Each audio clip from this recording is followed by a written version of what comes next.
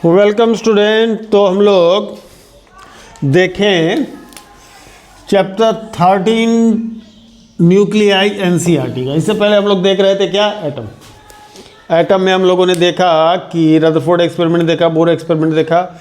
In fact atom के अंदर हम लोगों ने ये देखा कि एटम है कैसा। तो भैया एटम के सेंटर में न्यूक्लियस है जो कि स्मॉलर पोर्शन है, उसके चारों तरफ जो है इलेक्ट्रॉन रिवॉल्व कर रहा है।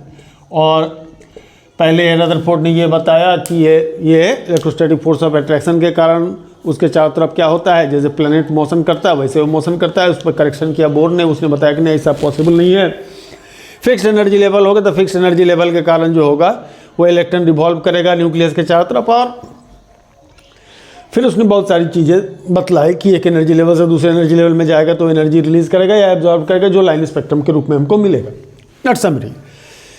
तो वहाँ तक में उन्होंने बता दिया कि एटम है, ये है। और उसमें हम लोगों ने इलेक्ट्रॉन के रिवॉल्यूशन तक ही लिमिटेशन रहा हमारा एटम के यूनिट में। अब इस यूनिट में हम लोग जरा सा न्यूक्लियस को समझें।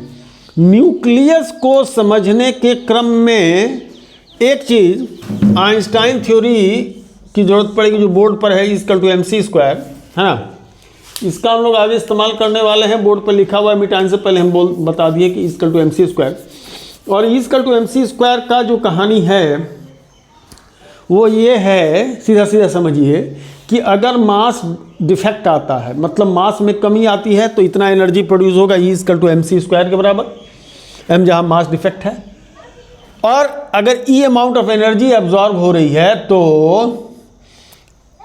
m अमाउंट ऑफ मास बनेगा, m अमाउंट ऑफ मास का डिपोजिशन होगा, ये होगा।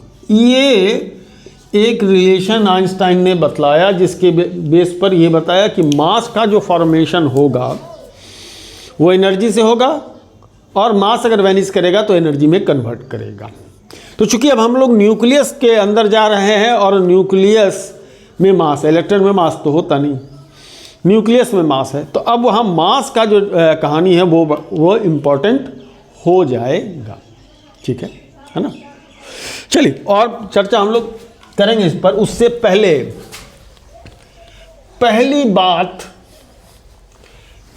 जो हम लोग देखेंगे वो ये है size of nucleus. Size of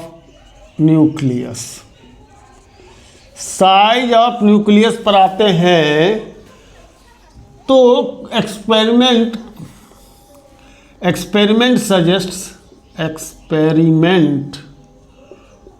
जाहिर सी बात है साइंटिस्ट के द्वारा एक्सपेरिमेंट सजेस्ट्स कि volume is proportional to mass number. ये मास नंबर, अब ये मास नंबर क्या होता है किसी एटम का, तो मास नंबर किसी एटम का वो मास है जो कि हम लोग स्पेक्ट्रोस्कोपी से मेजर करके बताते हैं। ठीक है, स्पेक्ट्रोस्कोपी से मेजर करके बताते हैं कि ये इसका मास नंबर। अब मास नंबर लेंगे कैसे, क्या यूनिट होगा, वो हम लोग डिसाइड करते हैं। तो वॉल्यूम प्रोपोर्शनल होगा मास नंबर की। ठीक है, इसका मतलब कि रेडियस प्रोपोर्शनल हो जाएगा इसके 1/3 पावर के, इसके 1/3 पावर की। इन दैट सिचुएशन हम कह सकते हैं R=R0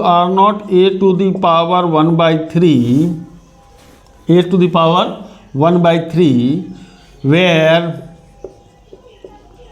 R0 is a constant और R0 की वैल्यू 2.1 × 10⁻⁻15 मीटर, या अगर 10⁻⁻15 को फर्मी कह लें तो 2.1 फर्मी, या सिंपली 2.1 FM भी लिख सकते हैं। यहाँ 1 फर्मी की वैल्यू 10⁻⁻15 मीटर है। ठीक है, तो ये एक इंफॉर्मेशन है साइज ऑफ न्यूक्लियस। फर्मी 10⁻⁻15। अब ये बात सवाल उठता है कि 10⁻⁻15 ये मेजर करने का तरीका क्या हो। रदरफोर्ड एक्सपेरिमेंट में ये जो डिस्टेंस ऑफ क्लोजेस्ट अप्रोच हम लोगों ने निकाला था, समझा था। अब जिन लोगों ने समझा था वो उनकी बात करते हैं। अल्फा पार्टिकल गया और जो क्लोजेस्ट डिस्टेंस से ये रिटर्न होकर के आया, उस बेस से साइज ऑफ न्यूक्लियस को डिसाइड किया गया था। न्यूक्लियस वगैरह के मामले में स्टूडेंट के पॉइंट ऑफ व्यू से इंफॉर्मेशन जितना आप ले सके, ज़्यादा कॉन्सेप्ट के पीछे मत जाइए, क्योंकि आज भी इस पर रिसर्च हो रहा है, इसलिए हम लोग उसके पीछे आपको हम ले भी नहीं जा रहे हैं ना, उसको ले भी नहीं जा रहे हैं। तो देखने वाली बात क्या, नोटिस करने वाली क्या बात है कि नोटिस करने वाली बात क्या है कि काफ़ी छोटा होता है। 10 के पावर -14 ऑर्डर का होता है ये कौन, एटम, और 10 की पावर -15 ऑर्डर का होता है। यानी जो एटम का साइज है 10 गुना होता है न्यूक्लियस से, 10 टाइम्स होता है न्यूक्लियस से। न्यूक्लियर के साइज से एटम का साइज 10 गुना होता है ना। ये इन्फॉर्मेशन काफ़ी है हम लोग को इतना समझने के लिए, बहुत ज़्यादा उसके पीछे नहीं जाए हम, है ना। तो 10 टाइम्स होता है उसका साइज, करेक्ट है ना। तो न्यूक्लियस काफ़ी छोटा पार्ट होता है, लेकिन इंटायर मास वहीं पर सेंट्रलाइज्ड होता है, ऐसा रदरफोर्ड ने सजेस्ट भी किया था। ठीक है, ये चीज़ हम लोगों ने देखा। अब जरा सा हम लोग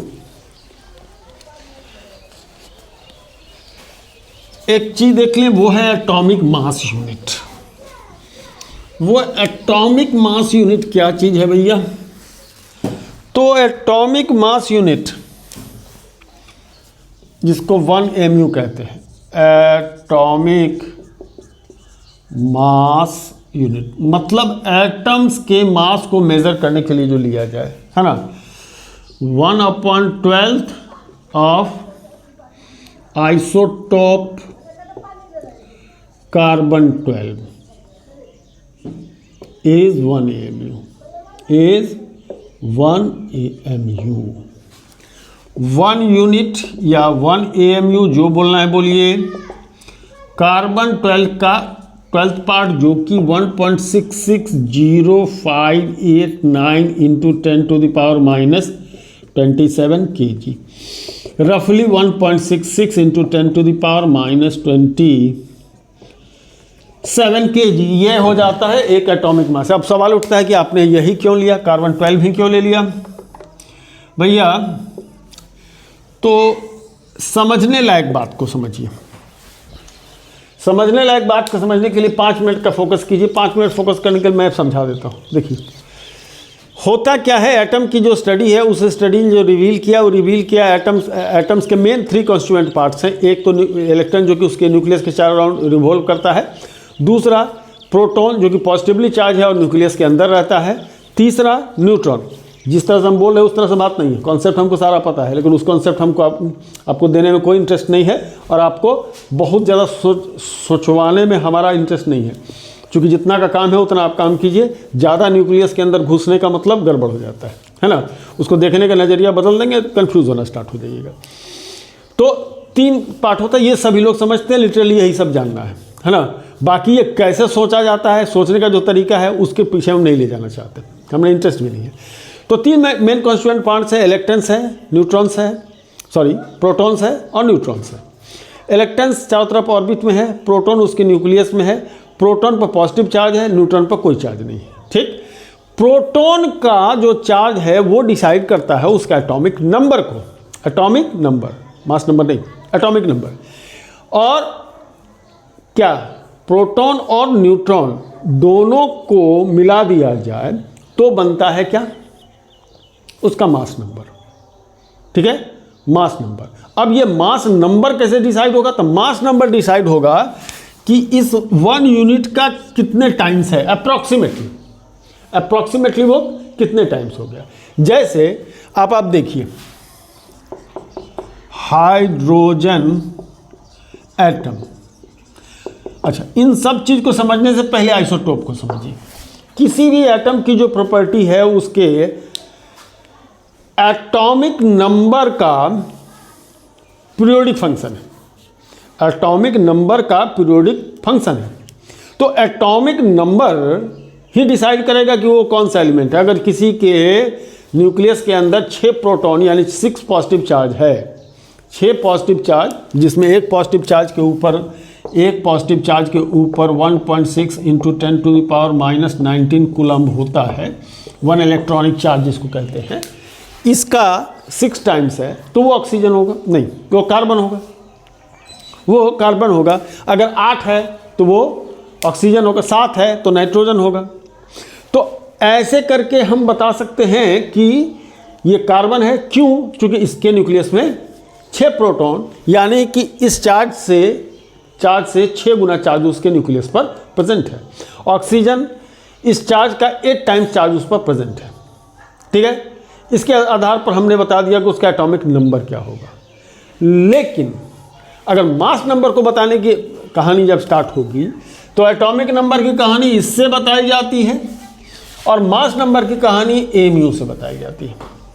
किससे बताई जाती है? एमयू से। तो हाइड्रोजन एटम,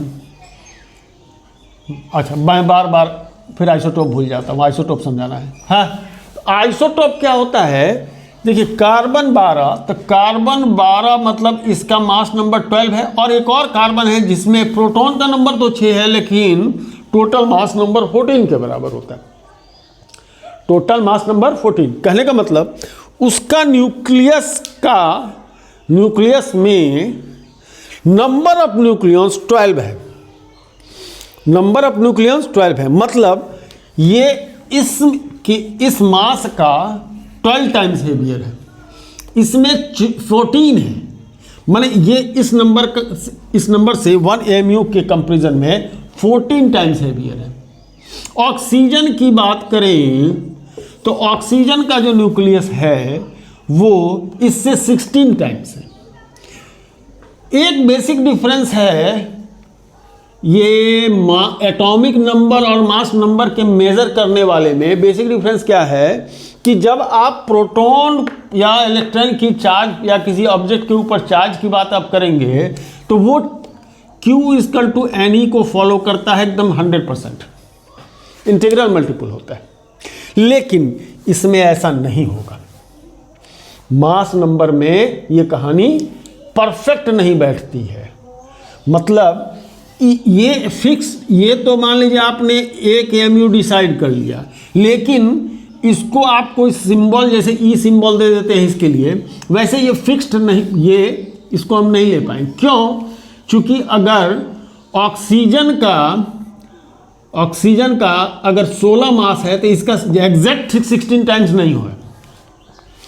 कार्बन का अगर 14 मास है तो इसका एग्जैक्ट 14 टाइम्स नहीं है, डिफेक्ट है, कम ज़्यादा हो जाता है, कम ज़्यादा। इवन आप क्लोरीन की बात कीजिए, ये 35.5 है, क्लोरीन इसका 35.5 गुना है, 35.5 टाइम्स है किसका? 1 mu का। इसलिए क्लोरीन का मास नंबर 35.5 लिया जाता है। इंटीग्रल मल्टीपल नहीं हो पाता है AMU में किसी का मास नंबर उसका इंटीग्रल मल्टीपल नहीं हो पाता है, फ्रैक्शनल मल्टीपल होता है। लेकिन अप्रॉक्सीमेटली हम कह सकते हैं कि उसके अंदर क्लोरीन, जिसमें 17 आपका 17 एटॉमिक नंबर है और 18 34 34 17 18 18। हाँ चलिए 18, ये कहना कि 17 प्रोटॉन न्यूट्रॉन है, 18 प्रोटॉन है। अब 18 या 18.5 प्रोटॉन कहेंगे, क्या कहेंगे? 18 या 19 प्रोटॉन कहेंगे, तो गड़बड़ है, थोड़ी सी बात गड़बड़ हो जाती है। तो number of nucleons he decide करता है आपका क्या? मास नंबर को। एटॉमिक नंबर तो समझा दिए कि number of protons atomic number. जरा इसको हटाइए, number of protons in nucleus decides atomic number. Atomic number, और जितने प्रोटॉन्स होते हैं उतने ही इलेक्ट्रॉन्स होते हैं, इसलिए एटम न्यूक्लियस है ना। तो इसको Z से रिप्रेजेंट करते हैं, और Z is what? Number of protons. Number of protons और पॉजिटिव चार्ज, प्रोटॉन्स और positive charge present in nucleus. Nucleus में कितने प्रेजेंट है?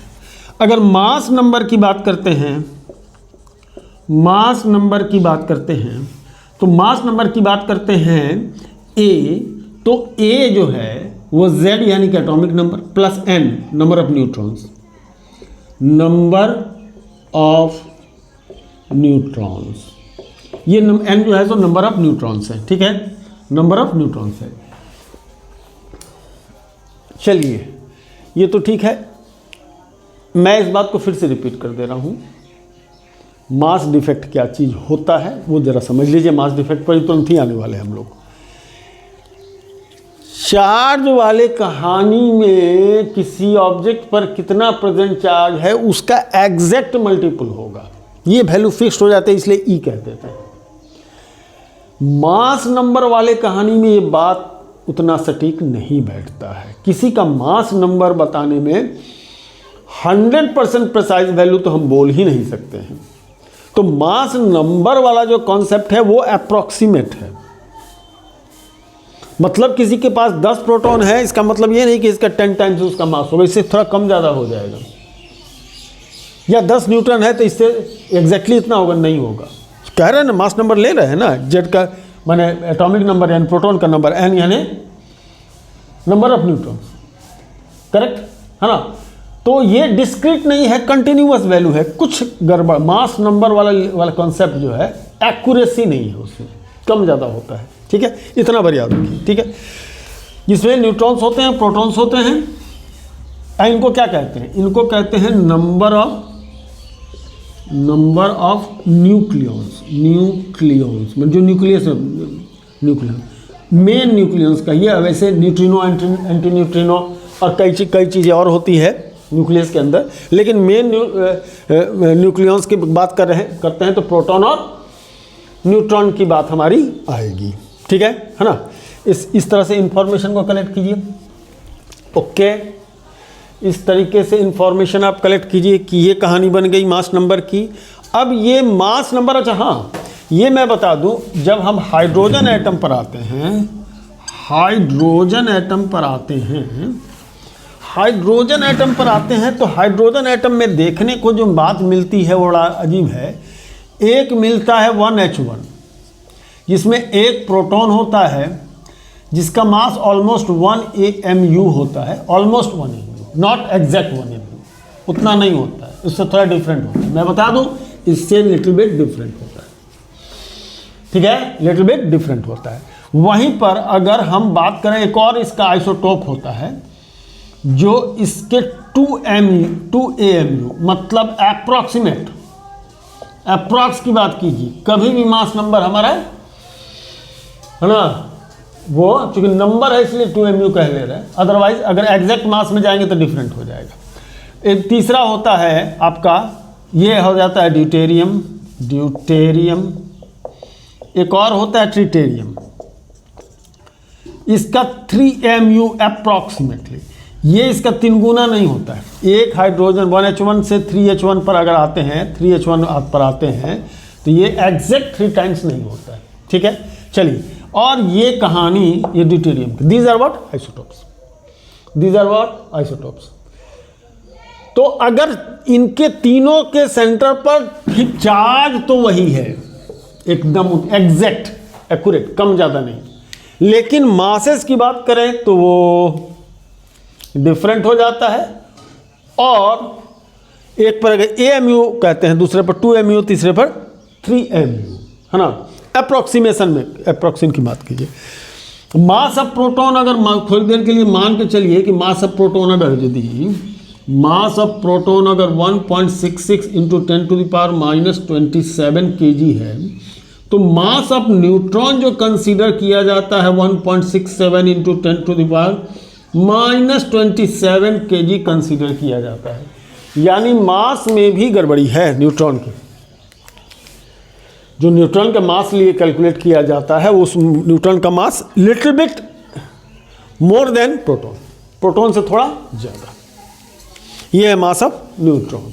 ये कंसीडर किया, थोड़ा सा ज़्यादा लिया जाता है, ठीक है। तो ये तो हो गई किसकी बात भैया?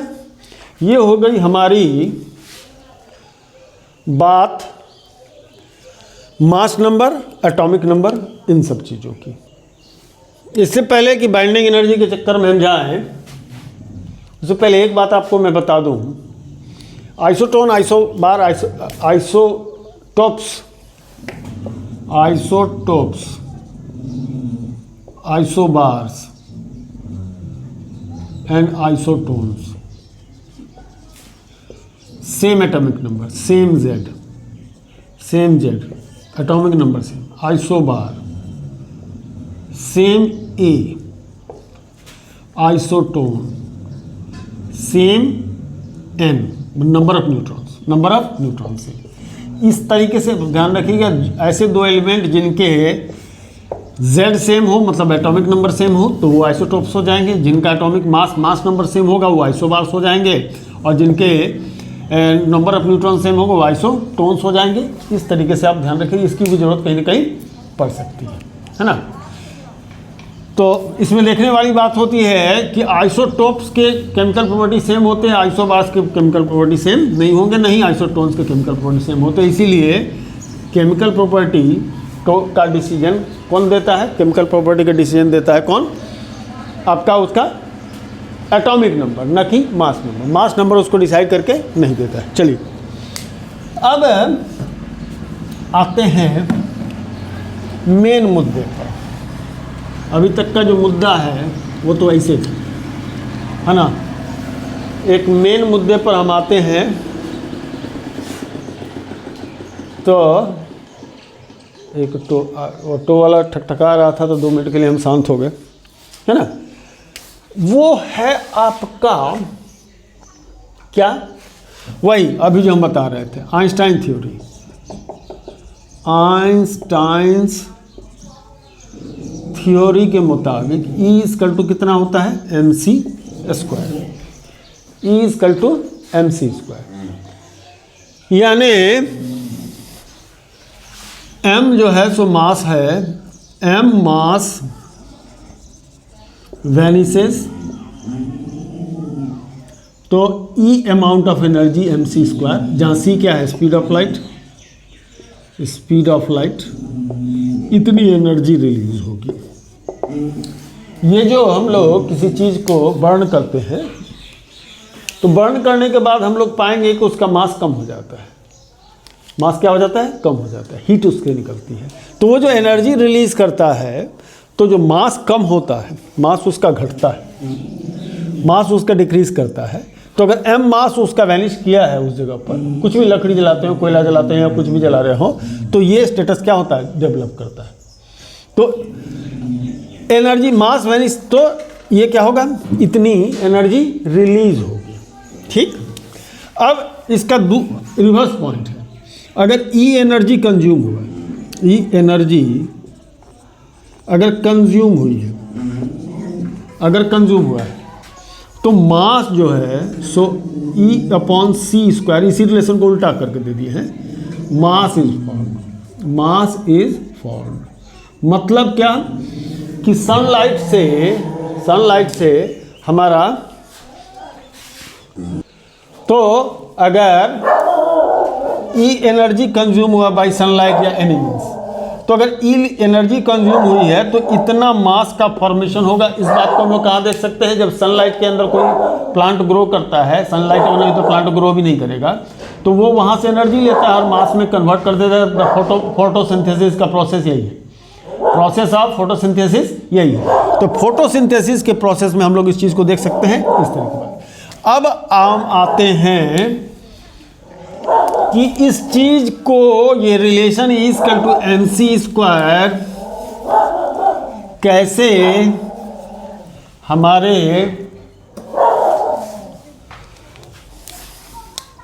Nucleus and nuclear binding energy, कैसे हम लोग बात को समझेंगे। ठीक है। इसको समझने के लिए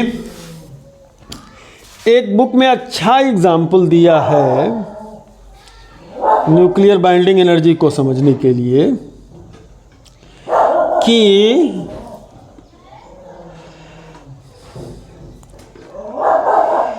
अगर ऑक्सीजन की बात करें, ऑक्सीजन जो इसका मास एटॉमिक नंबर इतना 16 होता है, ठीक है। हम इसको उठाएं इसलिए किससे होगा, अगर मास ऑफ 8 न्यूट्रॉन्स लेते हैं तो ये 8 इंटू 8 न्यूट्रॉन 8 प्रोटॉन होता है इसके न्यूक्लियस में, तो 1.00866 यूनिट ये होता है। एंड मास ऑफ 8 प्रोटॉन्स लेते हैं जो कि इससे थोड़ा कम होगा, वो 1.00727 यूनिट होता है। और मास ऑफ 8 इलेक्ट्रॉन्स लें तो 8 इंटू इसका मास तो बहुत ज़्यादा कम होता है, 0.00055 यूनिट होता है, ठीक है। तो यहाँ से देखा जितने भी कॉन्स्टिट्यूएंट पार्ट हैं इसके, ये सब, इन सब को मिलाकर के जोड़ दिया जाए, ठीक है, तो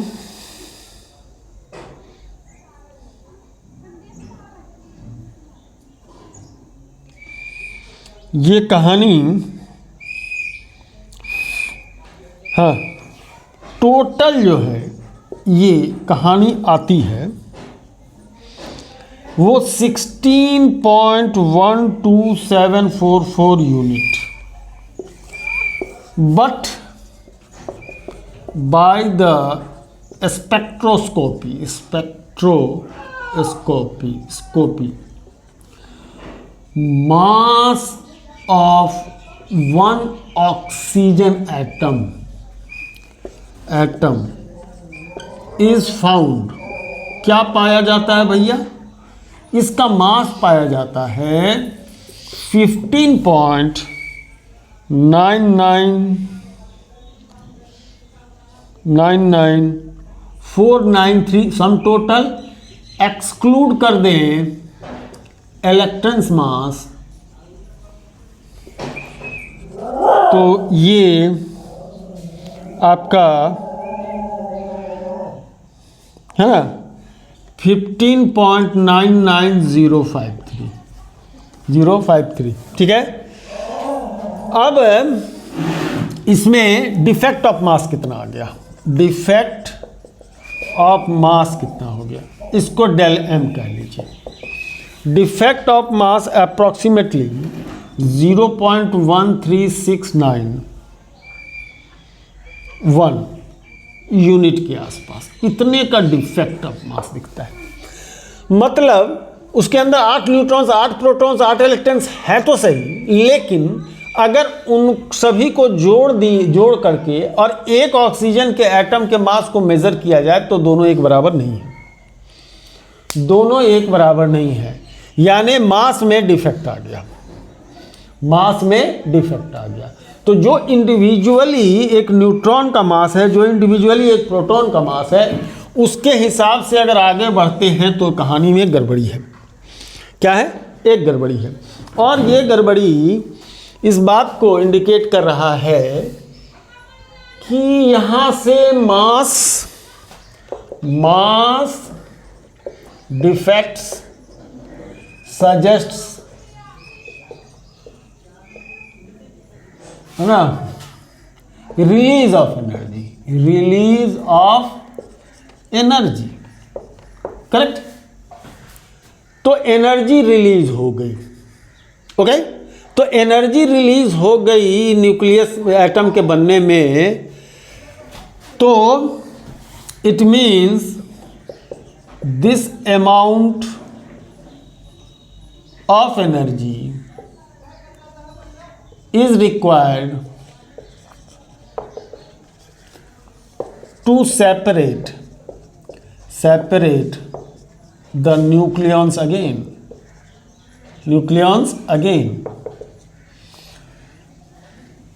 It means again it is the total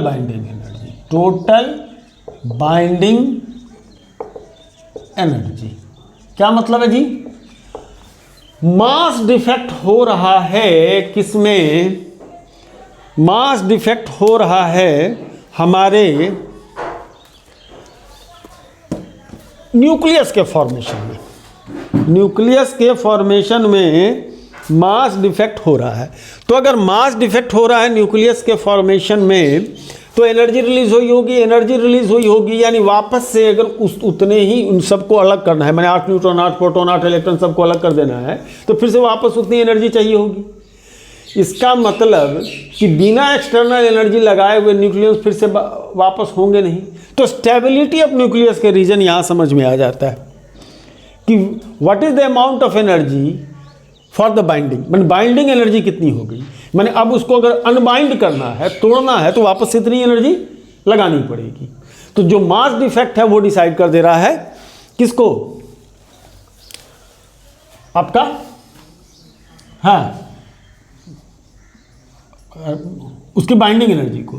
तो बाइंडिंग एनर्जी E जो होगा वो डेल एम सी स्क्वायर, और डेल एम की वैल्यू कितनी होगी, डेल एम की वैल्यू जो होगी वो होगी Z into mass of proton plus A minus Z, मैंने atomic number, A minus Z into mass of neutron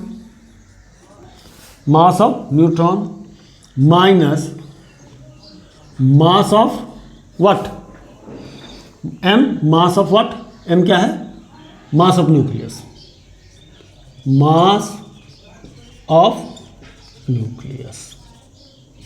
ये मास ऑफ न्यूक्लियस। इससे हम निकाल पाएंगे किसको, इससे हम लोग निकाल पाएंगे किसको, डिफेक्टिव मास, कि इतने प्रोटॉन लगे हैं इसमें, Z नंबर ऑफ प्रोटॉन्स लगे हैं इसमें, A माइनस Z यानी N नंबर ऑफ न्यूट्रॉन्स लगे हुए हैं इसमें, और एक्चुअल मास है M। इनको अगर सब्ट्रैक्ट करते हैं तो निकल के आ जाता है डिफेक्टिव मास, और इस डिफेक्टिव मास से डिफेक्ट ऑफ मास इतना है, और जो एनर्जी रिलीज होगी वो डेल एम सी स्क्वायर के बराबर होगा। ये इसकी बन जाती है क्या, न्यूक्लियर बाइंडिंग एनर्जी। ये क्या है इसकी, न्यूक्लियर बाइंडिंग एनर्जी। चूंकि इतना मास डिफेक्ट हुआ है तो इतनी एनर्जी क्या हो जाएगी, ये रिलीज कर चुका है, तो वापस से इसको तोड़ने के लिए जो इसने दिया है, जो इसने खर्च किया है, उसका खर्चा वापस दे दीजिए, तो ये अलग अलग सब हो जाएंगे, और नहीं तो एक साथ जुड़े रह जाएंगे। ये अपना खर्चा पानी लेगा, जो खर्चा किया था आने जाने जुड़ने में, तभी जाकर के क्या होगा, ये अलग होगा। तो ये हो गई हमारी न्यूक्लियर बाइंडिंग एनर्जी कहानी। अब nuclear binding energy per nucleon वगैरह और जो स्टेबिलिटी ऑफ न्यूक्लियस, ये सब हम लोग देखते हैं नेक्स्ट पार्ट में, है ना। इसको यहीं पर रोक देते हैं। धन्यवाद।